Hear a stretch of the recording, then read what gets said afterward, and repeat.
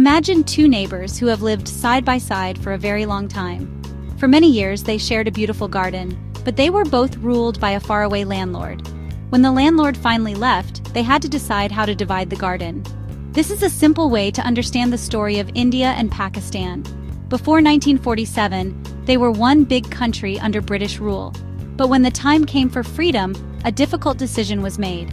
The land was split into two new countries, India with a majority of Hindus and Pakistan with a majority of Muslims. The main point of disagreement was a beautiful land called Kashmir. It was like the most beautiful flower in the shared garden. Kashmir had a ruler who was Hindu, but most of the people living there were Muslim. When the time came to choose, the ruler decided to join India. This decision was not accepted by Pakistan. From the very beginning, this disagreement led to war. Soldiers from both countries fought over the hills and valleys of Kashmir. Families who had been neighbors for centuries suddenly found themselves on opposite sides of a new, invisible line. People were forced to leave their homes simply because of their religion. For the people of India and Pakistan, the conflict became part of daily life. In India, people were taught that Pakistan was a rival. In Pakistan, people were taught a similar story from their own point of view. When cricket teams played against each other, it felt like more than just a game. It felt like another battle. This shows how deep the division went. Despite the loud voices of division, there were always quiet whispers of peace. Many people remembered when their grandparents were friends and neighbors.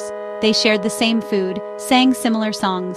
These people wished for a day when they could travel freely across the border to visit family and simply be friends. Then, in 1999, something hopeful happened. India's Prime Minister Vajpayee traveled to Pakistan on a bus. When he arrived in Lahore, he was greeted by Pakistan's Prime Minister Nawaz Sharif. They shook hands, and that handshake was seen by millions. They promised to solve their problems through peaceful talks, not through war. It was a moment of immense hope. This story teaches us that conflict begins when people focus on differences instead of what they share. True peace begins when we see the human being on the other side. Even though the conflict is not fully resolved, the dream of peace is still alive. The path is long and difficult, but not impossible.